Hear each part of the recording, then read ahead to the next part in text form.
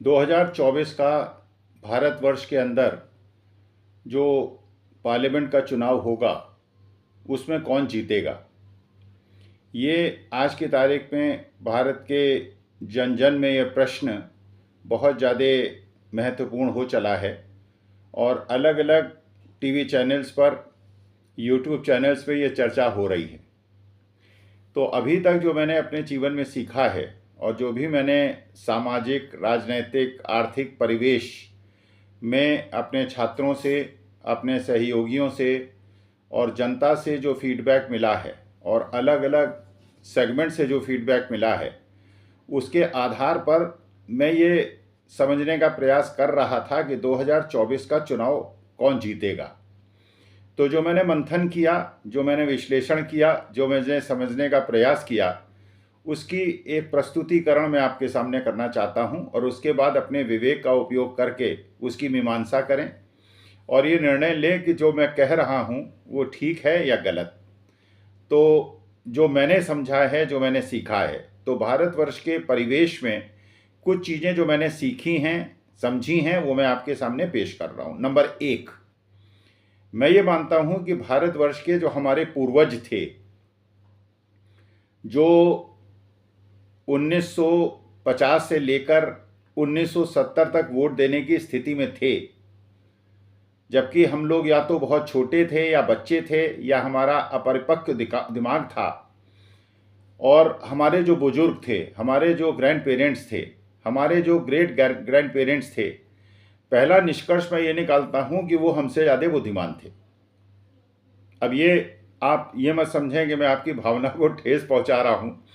आज की जो बच्चों की जनरेशन है उसको मैं ठेस पहुँचा रहा हूँ, लेकिन ये बात सही है कि आज की जो नेक्स्ट जनरेशन है, जो मेरी नेक्स्ट जनरेशन है, वो ये समझ गई है कि इधर उधर के मुद्दों में पड़ने के बजाय जो आर्थिक मुद्दे हैं, जो अर्थशास्त्र के मुद्दे हैं, अपने को जीवन को बेहतर बनाने के मुद्दे हैं, वो ज़्यादा महत्वपूर्ण हैं।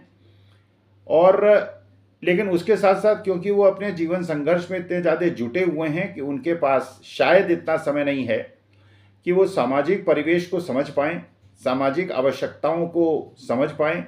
और क्योंकि वो जो आपके सोशल मीडिया हैं, व्हाट्सएप है, इंस्टाग्राम है, फेसबुक है, ट्विटर है, उसके माध्यम से ज़्यादा ज्ञान अर्जित करते हैं, जहाँ पर हो सकता है कि उनका जो निर्णय लेने की क्षमता है वो कम हो गई हो। तो बिना भावना को ठेस पहुँचाए पहली बात तो मैं ये कहना चाहता हूँ कि जो हमारे पूर्वज थे वो हमसे ज़्यादा बुद्धिमान थे। जब वो वोट देते थे कि वो जानते थे कि राष्ट्र हित में क्या है, देश के हित में क्या है, और देश की अक्षुण्णता को बचाए रखने की, देश की एकता को, अखंडता को बढ़ाने के लिए और बचाने के लिए किसको वोट देना आवश्यक है। वो कभी इस चीज़ को पसंद नहीं करते थे कि जो लोग धार्मिक विद्वेष पैदा करें, जो जातीय विद्वेष पैदा करें, जो समाज के अंदर हिंसा पैदा करें, वो उनका साथ दें। तो बहुत साल तक हमने इंडिपेंडेंस के बाद देखा, जब हमें लोकतांत्रिक रूप मिला और हमें एक गणराज्य की श्रेणी में रखा गया और हमारा कॉन्स्टिट्यूशन लागू हुआ, तो कॉन्स्टिट्यूशन की रक्षा करने के लिए उन्होंने जिसको वोट देना उचित समझा दिया। हम शायद उतने बुद्धिमान नहीं हैं। तो पहला तो मैं कन्फेशन ये करता हूँ कि जब मैं देखता हूँ आज के समाज में, तो पहला निर्णय तो ये है।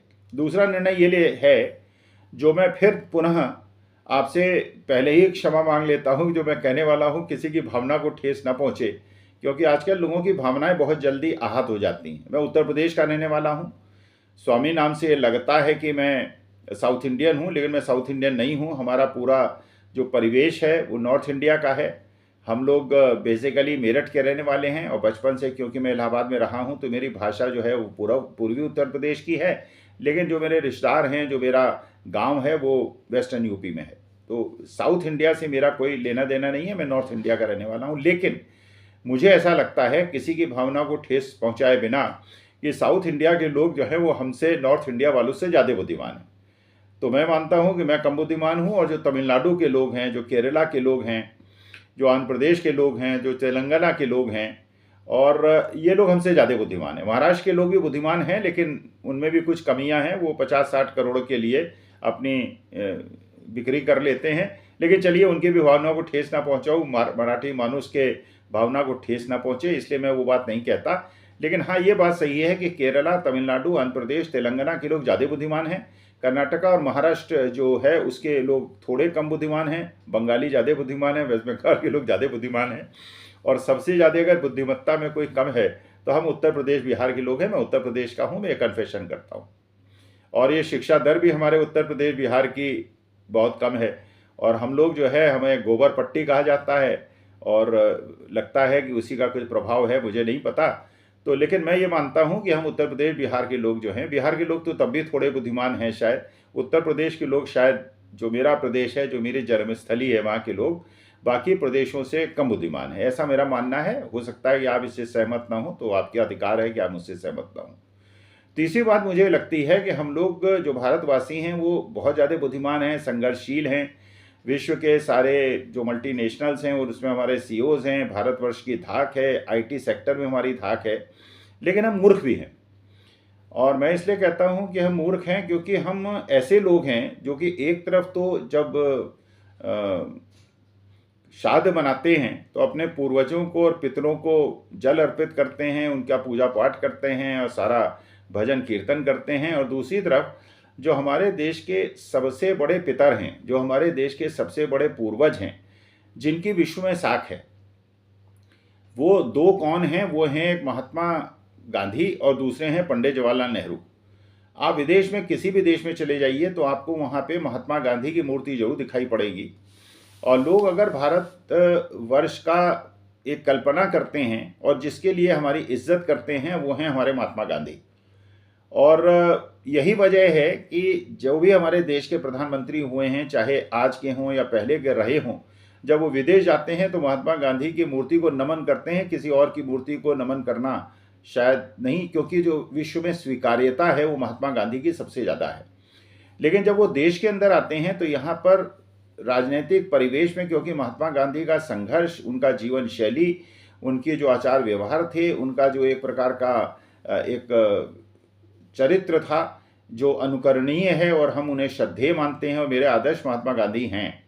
लेकिन जब भारतवर्ष में आते हैं तो वो गांधी को छोड़ के गोडसे जैसे लोगों को पूजने लगते हैं, जो कि गांधी के हत्यारे थे और देश में हिंसा का पाठ जिन्होंने पढ़ाया था। और उन मेंबर ऑफ पार्लियामेंट और संसद सदस्यों का समर्थन करते हैं, उन्हें पार्लियामेंट में बैठने देते हैं, जो महात्मा गांधी को गाली देते हैं। और उनको एक साहब तो ऐसे हैं जो मेरे ही इंजीनियरिंग कॉलेज के पढ़े हुए हैं, जो कहते हैं कि महात्मा गांधी तो पढ़े लिखे नहीं थे, वो तो मैट्रिक पास थे और बैरिस्टर नहीं थे। तो ऐसे लोग, जब बुद्धिमान लोग हैं इस देश के अंदर, जो कि अपने पूर्वजों का और पुरखों का अपमान करते हैं और जिसकी विश्व में पूरी एक छाप है, उसका अपमान करते हैं, तो मुझे तरस आता है इनकी बुद्धि पे। और पंडित जवाहरलाल नेहरू जो हैं, उनके जीवन का त्याग आप देखिए, किस प्रकार से उन्होंने जीवन का सर्वोच्च त्याग इस देश के लिए किया। मैं इलाहाबाद का रहने वाला हूँ। मेरा बचपन जो है आनंद भवन, स्वराज भवन के पास कटा है। GIC इलाहाबाद में मैं पढ़ा हूँ और पूरा बचपन एनी बेसेंट स्कूल में पढ़ा, भारत स्काउट्स एंड गाइड्स में पढ़ा, GIC इलाहाबाद में पढ़ा। तो मैंने उसी रास्ते से स्कूल जाता था, तो मैंने देखा कितनी भव्य इमारतें, करोड़ों अरबों, आज की तारीख में तो लाख करोड़ की वो ज़मीन होगी। और वो पंडित मोतीलाल नेहरू कितने बड़े वकील थे और उनका कैसा जीवन था। उस परिवार से पंडित जवाहरलाल नेहरू रहे और इकलौते पुत्र थे, बड़े लाडले पुत्र थे पंडित मोतीलाल नेहरू के। और वो अरबों रुपए की, लाखों करोड़ों की संपत्ति जो मोतीलाल नेहरू ने और पंडित जवाहरलाल नेहरू ने और इंदिरा गांधी ने देश को दान कर दी। तो देश के प्रति उनका जो समर्पण था, इससे परिचय आपको मिल सकता है। और पंडित जवाहरलाल नेहरू ने सारी सुविधाओं का वो उपभोग कर सकते थे, विदेश में पढ़े थे, अच्छे अच्छे स्कूल और कॉलेजेस में पढ़े थे, वो उसका उपभोग कर सकते थे, आनंद का जीवन बिता सकते थे। लेकिन इसके बावजूद उन्होंने अंग्रेज़ों से संघर्ष करना उचित समझा और गांव-गांव घूमे, 9 साल जेल में रहे, बहुत संघर्ष किया। लेकिन उनको भी, हमारे जो पुरखे हैं पंडित जवाहरलाल नेहरू, उनको भी जिस प्रकार से बदनाम किया गया और जिस प्रकार से उनके बारे में चरित्र हनन किया गया कि उन्होंने अगर अपनी सगी बहन विजयलक्ष्मी पंडित को भी गले लगाया तो उसको भी व्हाट्सएप और इंस्टाग्राम से और फेसबुक से बदनाम किया गया। अब अपनी सगी भांजी नयनतारा सहगल को भी गले लगाया तो बदनाम किया गया। और सिगरेट को ऐसा बना लिया गया जैसे सिगरेट दुनिया का सबसे बड़ा पाप है, जबकि हिंदुस्तान में बहुत सारे जो उनके विरोधी हैं वो भी सिगरेट पीते हैं, बल्कि 50% लोग तो ऐसे हैं जो भक्त हैं। जो पंडित जवाहरलाल नेहरू और महात्मा गांधी का निंदा करते हैं, वो रात में बिना दारू के सोते नहीं और मुर्गा खाए बिना उनको चैन नहीं मिलता, लेकिन वो महात्मा गांधी और पंडित जवाहरलाल नेहरू की इस बात से निंदा करते हैं कि पंडित जवाहरलाल नेहरू सिगरेट क्यों पीते थे। अरे अगर आप सिगरेट पी सकते हैं, अगर आप शराब पी सकते हैं, अगर आप मुर्गा खा सकते हैं, और देश की करीब 70% जनता ऐसी है जो मुर्गा खाती है और शराब पीती है, बल्कि आपके जो मंत्री हैं, कानून मंत्री हैं, वो तो गौमांस खाते हैं और कहते हैं, गर्व से कहते हैं गौमांस खाता हूँ। गोवा में जो वहाँ के लोग हैं जो भारतीय हैं गौमांस खाते हैं, केरला में खाते हैं, तो कुछ प्रदेशों में खाते हैं, कुछ प्रदेशों में नहीं खाते। तो अगर आप चाहते हैं कि गौमांस लोग ना खाएं, पूरे देश में समान रूप से गौ हत्या पे वो कर दें, जिसे अभी तो केवल उत्तर प्रदेश, बिहार, हरियाणा के किसान जो हैं परेशान हैं कि किसान जो गाय हैं उनके खेत चढ़ जाती हैं, उनके खेत जो है साफ़ हो जाते हैं। अब बाकी देश वाले भी उस सुख का उपभोग करें और खेत उनके जो है सब गाय चढ़ जाएं और सड़कों पे एक्सीडेंट्स हों और सारी कॉलोनीज़ के अंदर गाय और सांड बैठे रहें, क्योंकि उनका उपयोग रह गया नहीं गया, कुछ दूध वो दे नहीं सकते और इस प्रकार से उनको वो भटकती रहें और प्लास्टिक खाती रहें। खैर, ये आपके विवेक पे मैं छोड़ता हूँ। दूसरी बात ये है कि हम ये देखते हैं कि हमारे जो पूर्वज थे, हमारे जो बाबा दादा थे, नाना नानी थे, वो पंडित जवाहरलाल नेहरू और महात्मा गांधी को नज़दीक से जानते थे। उनका चरित्र उनको हमसे ज़्यादा पता था, और इसके बावजूद अगर वो पंडित जवाहरलाल नेहरू के और महात्मा गांधी की बनाई हुई कांग्रेस पार्टी का समर्थन करते थे, तो इसका मतलब ये है वो समकालीन लोग थे। उनको उनके बारे, उनके चरित्र के बारे में, उनके व्यवहार के बारे में, उनके आदर्शों के बारे में पता था और वो उनको समझते थे। तो ये 3 जनरेशन के बाद ये व्हाट्सएप ने और फेसबुक ने और इंस्टाग्राम ने किस प्रकार का दुष्प्रचार किया कि हमारी जो नेक्स्ट जनरेशन है वो महात्मा गांधी और पंडित जवाहरलाल नेहरू के खिलाफ हो गई और गोडसे के साथ हो गई, ये समझने योग्य बात नहीं है। क्योंकि मैं एक प्रकार का सोशल साइंस पे भी मैं रिसर्च करने का प्रयास करता हूँ और लोगों की मनोवृत्ति, उनके मनोविकार, उनके सब चीज़ों का अध्ययन करने का प्रयास करता हूँ। तो मैं असमर्थ हूँ ये बात समझने में कि ये मनोविकार कैसे आया कि हमारे जो पितर हैं, जो हमारे सनातन धर्म में जिनको हम श्रद्धा सुमन अर्पित करते हैं, जिनको याद करते हैं, तो उनको हमने कैसे गाली देना शुरू कर दिया और किस प्रकार से वामपंथियों को, वैसे मैं वामपंथी नहीं हूँ, समाजवादी हूँ, डॉक्टर लोहिया का शिष्य हूँ, लेकिन वामपंथियों को जिस प्रकार वो गाली देते हैं और दूसरी तरफ भगत सिंह को अपना आदर्श मानते हैं। अरे भगत सिंह, सरदार भगत सिंह जो थे वो कम्युनिस्ट थे, वो नास्तिक थे और वो शुद्ध रूप से नास्तिक थे और खुलेआम कहते थे मैं नास्तिक हूँ और खुलेआम कहते थे कि वो साम्यवाद में विश्वास करते हैं वामपंथ, लेकिन वामपंथ को भी गाली देते हैं और दूसरी तरफ से विदेश में जाके जो गांधीवादी समाजवाद है उसकी बात करते हैं और देश के अंदर गांधी को गाली देते हैं।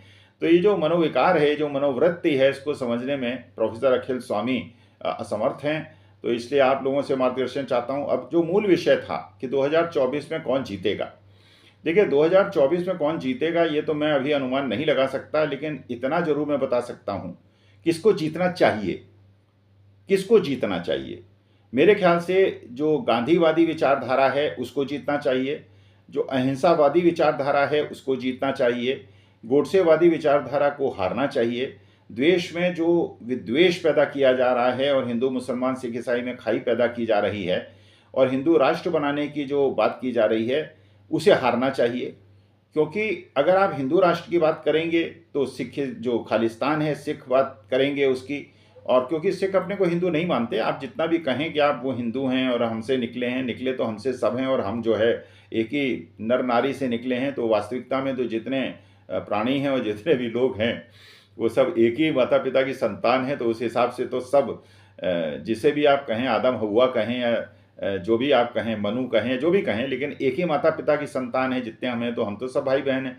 फिर धर्म और जाति का विदेश के साथ, फिर जातिगत भावनाएं कैसी, फिर वो धार्मिक भावनाएं कैसी। लेकिन जो भारत की छाप है पूरे देश में, जो छवि है, वो है अहिंसावादी और समतावादी, समाजवादी, सबको स्वीकार करने वाली, प्यार मोहब्बत से रहने वाली, सर्वे भवन्तु सुखिनः सर्वे सन्तु निरामया वाली, वसुधैव कुटुम्बकम वाली और प्यार सद्भाव वाली। तो मुझे ऐसा लगता है कि कौन जीतेगा मुझे नहीं पता, लेकिन किसको जीतना चाहिए उसके हिसाब से मुझे लगता है उनको जीतना चाहिए जो कि देश में प्यार बढ़ाना चाहते हैं, अपने पूर्वजों को बदनाम नहीं करना चाहते हैं, अपने पूर्वजों का राजनीतिक हितों को साधने के लिए उनका चरित्र हनन नहीं करना चाहते हैं, जो सोशल मीडिया है उसका उपयोग देश की एकता को बढ़ाने के लिए करना चाहते हैं, ऐसे लोगों को जीतना चाहिए। और जो देश में द्वेष और हिंसा और आपस के अंदर एक कशमकश और संघर्ष की भावना पैदा करना चाहते हैं, उनको हारना चाहिए। मुझे ये भी मैं जानता हूँ कि जो मैं चाहता हूँ कि अगर अदानी जैसे प्रकरण में पूरे विश्व में ये प्रश्न उठ रहा है कि अदानी ने क्या किया और किस प्रकार से उसने एम्बेजलमेंट किया और करीब 60% उसके शेयर प्राइसेस गिर गए, और भारतीय निवेशकों का ही नहीं, एसबीआई का, एलआईसी का, सरकारी म्यूचुअल फंड्स का पैसा बहुत सारे डूबा, जिसमें कि एनपीएस का पैसा भी लगा हुआ है, जिसमें एम्प्लॉयज़ प्रोविडेंट फंड का भी पैसा लगा हुआ है।